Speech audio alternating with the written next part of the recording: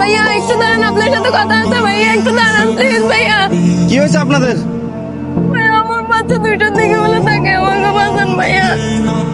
আমার বাচ্চা দুইটার দিকে থাকে, আমাকে বাঁচান ভাইয়া। তোমার আম্মু কি হয়েছে?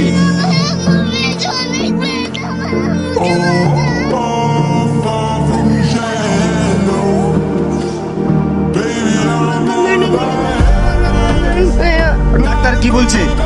বলছে আমার টিউমার হয়েছে, অপারেশন না করলে আমি বাঁচবো না। আমার দুইটা ছেলে মেয়ের দিকে তাকে আমাকে বাঁচায়। আমি মরে গেলে আমার বাচ্চাগুলোর কি হবে? আপনার বাবা মা নাই? আমার আব্বু হচ্ছে ডেলি কাজ করে, ডেলি আনি ডেলি খাইতেছে।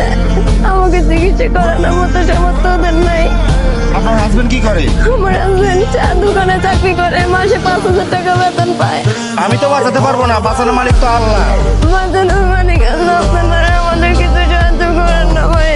আপনি এর আগে আমাকে পানি উঠছিল, তখন 1 মাসে বাজার করে দিচ্ছেন ভাই, তখন খাইছি।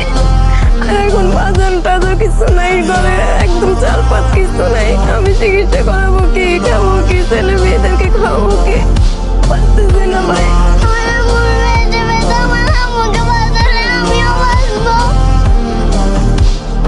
নেন, চিকিৎসার জন্য আমি 200 টাকা দিলাম। ভাইয়া 200 টাকা দিয়ে কি হবে?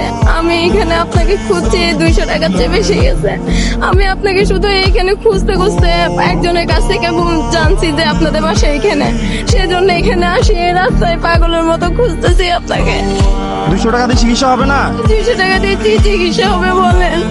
200 টাকা দিয়ে অপারেশন করবেন? অপারেশন হবে কিভাবে বলেন ভাইয়া? 200 টাকা দিয়ে অপারেশন হবে না, এটা তো আপনি বলতেছেন। এই যে আমার ভিডিও যারা দেখতেছে তারাও বলবে যে রিয়াদ ভাই এত টাকা এত জায়গায় দেন, ওনার অপারেশনের জন্য আপনি 200 টাকা দিচ্ছেন। হ্যাঁ, আমি 200 টাকা দিছি। আপনি পারলে 100 টাকা দেন, আপনি পারলে 50 টাকা দেন, 10 টাকা দেন, 5 টাকা দেন। আমি আমার সামর্থ্য অনুযায়ী দিছি, আপনি আপনার সামর্থ্য অনুযায়ী দেন। অন্তত এই ছোট ছোট দুটা মাসুম বাচ্চার দিকে তাকাই হইলো আপনারা ওনার অপারেশনের জন্য প্রত্যেকজনে হেল্প করেন।